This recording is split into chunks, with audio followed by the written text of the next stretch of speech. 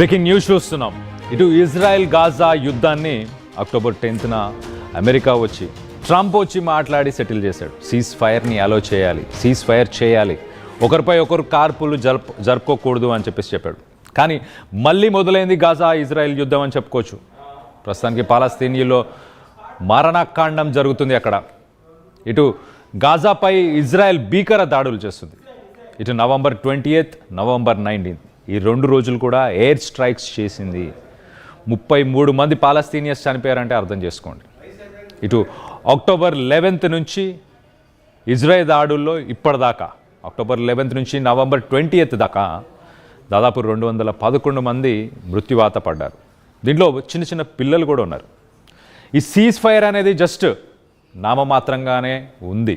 కాల్పుల విరమణ ఒప్పందం అనేది just for the sake of Trump నేను పీస్ ప్రమోట్ చేస్తున్నాను, వరల్డ్ పీస్ కోసం నేను ఉన్నాను అని చెప్పుకోవడానికి ఇది ఒక ఎగ్జాంపుల్, ఒక డీల్ చేసుకున్నాడు అంతే.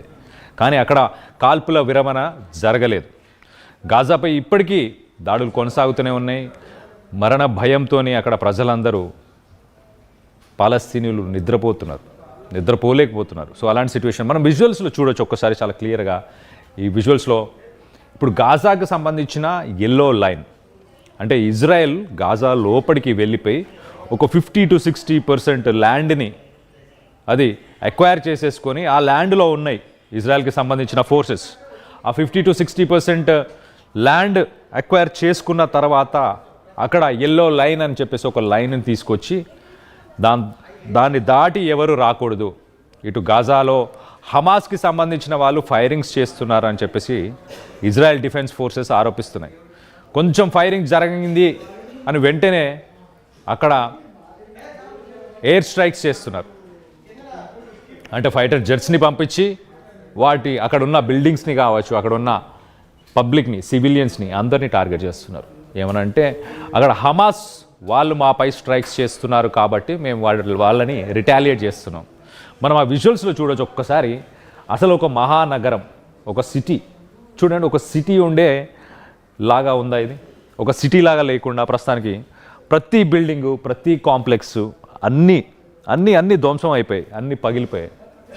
అయినా ఎంతో కొంత షెల్టర్, అక్కడే కొంత షెల్టర్ని అక్కడే ఎక్కడో ఒక దగ్గర తలదాచుకుంటున్నారు అక్కడ ప్రజలు. ఆ ప్రజల్ని కూడా ప్రస్తుతానికి ఇజ్రాయెల్ డిఫెన్స్ ఫోర్సెస్ బతకనివ్వట్లేదు. ఇటు ఒక సీజ్ ఫైర్, ఒక పీస్ డీల్ని అమెరికా ట్రంప్ వాళ్ళ మధ్య ఒక పీస్ డీల్ని బ్రోకర్ చేసిన తర్వాత కూడా ప్రజెంట్ అదే సిచ్యువేషన్ ఉంది.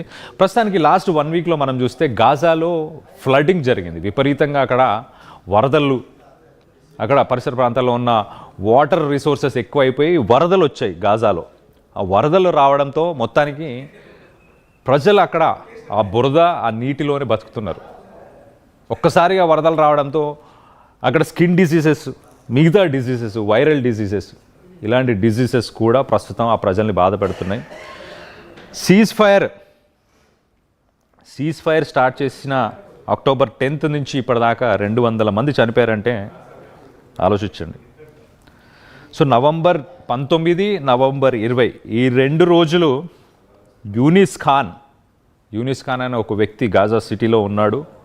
అతను పట్టుకునే ప్రయత్నం చేస్తున్నాం అని చెప్పేసి మొత్తానికైతే అక్కడ ఎయిర్ స్ట్రైక్స్ చేస్తే 32 నుంచి 36 మంది చనిపోయారు. దీంట్లో చిన్న చిన్న పిల్లలు కూడా ఉన్నట్టు తెలుస్తుంది.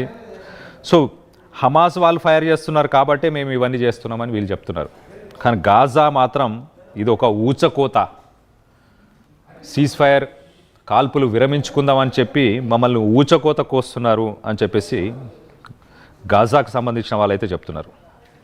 United Nations Security Council resolution 2803 Gaza కాన్ఫ్లిక్ట్ని ఎండ్ చేయాలి, శాంతిని ప్రమోట్ చేయాలి, ఇంటర్నేషనల్ స్టెబిలైజేషన్ ఫోర్స్ వచ్చి అక్కడ గాజా ఏరియాలో అవి ఉండబోతున్నాయి, అక్కడ శాంతి భద్రతలను అవి చూసుకోబోతున్నాయి అని చెప్పేసి ఒక రెజల్యూషన్ తీసుకొచ్చారు. కానీ ఆ రెజల్యూషన్ మాత్రం ముందుకెళ్ళట్లేదు. లాస్ట్ 1 weekలో ఆల్రెడీ గాజాలో ఇలాంటి పరిస్థితి ఉంది. ఎక్కడా కూడా మనుషులు ఉండలేని పరిస్థితి ఉన్న సమయంలో అక్కడ కొన్ని క్యాంప్స్ ఉన్నాయి. ఇప్పుడు యునైటెడ్ నేషన్స్కి సంబంధించి క్యాంప్స్, వరల్డ్ హెల్త్ ఆర్గనైజేషన్కి సంబంధించి క్యాంప్స్, ఇలాంటి క్యాంప్స్లో తలదాచుకుంటున్నారు ప్రజలు. వాళ్ళు కూడా ఇప్పుడు అక్కడ వచ్చిన వరదల వల్ల ఇబ్బందులు పడుతున్నారు. వాళ్ళకి తినడానికి తిండి, వాళ్ళకి హెల్త్ కేర్ లేదు. ఎట్ ద సేమ్ టైం వాళ్ళకి ఈ వరదలు దీనివల్ల వాళ్ళకి స్కిన్ డిసీజెస్, అలాగే కొన్ని వైరల్ ఇన్ఫెక్షన్స్, వైరల్ డిసీజెస్ ఇలాంటివన్నీ కూడా వాళ్ళకి వచ్చాయి. సో ఇటు కొన్ని రోగాలతోని భయపడుతున్నారు, బాధపడుతున్నారు. ఎట్ ద సేమ్ టైం ఇటు ఇజ్రాయెల్ ఇంకా దాడుల్ని కంటిన్యూ చేస్తుంది. అసలు ఈ పీస్ డీల్ని బ్రోకర్ చేసిన తర్వాత కూడా కాల్పులు ఎందుకు జరుగుతున్నాయి?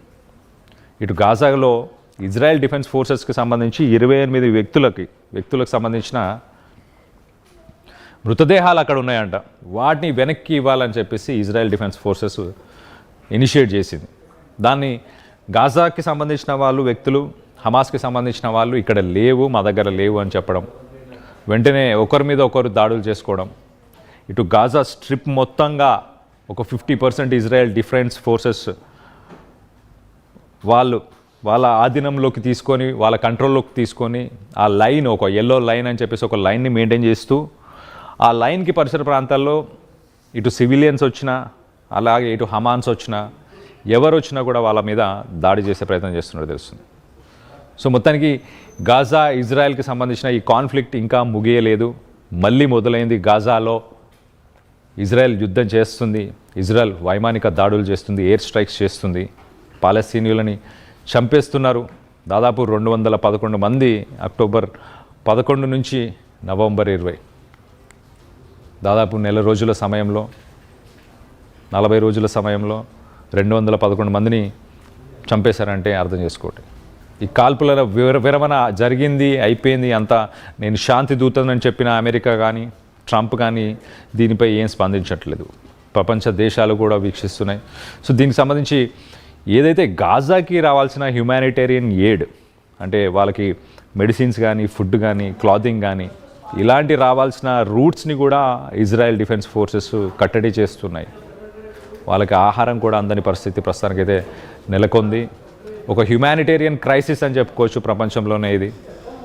సో దీనికి సంబంధించి మీరేమనుకుంటున్నారు? ట్రంప్ చేసిన పని సరైందేనా?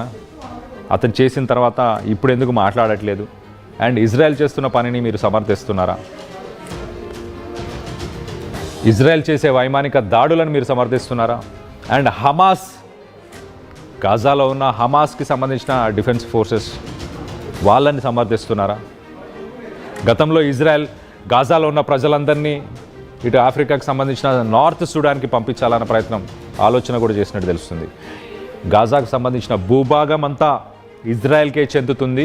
ఇక్కడ ప్రజలు బతికుంటే మీరు బతికుండలేరు, మీరు ఖచ్చితంగా చచ్చిపోతారు. కాబట్టి మీరు అందరూ అక్కడికి షిఫ్ట్ అవ్వండి, దేశాన్ని వదిలి వెళ్ళిపోండి, గాజాని కూడా వదిలి వెళ్ళిపోండి అని చెప్పేసి బహిరంగంగానే ఇజ్రాయెల్కి సంబంధించిన డిఫెన్స్ ఫోర్సెస్ కానీ, ఇజ్రాయెల్కి సంబంధించిన మంత్రులు కానీ వీళ్ళందరూ కూడా గతంలో కూడా చెప్పారు. సో వీటన్నిటిపై మీరేమనుకుంటున్నారు? దీంట్లో ఎవరిని దోషులుగా చూస్తున్నారు అనేది మీ అభిప్రాయాలను కింద కామెంట్ రూపంలో తెలియపరచండి.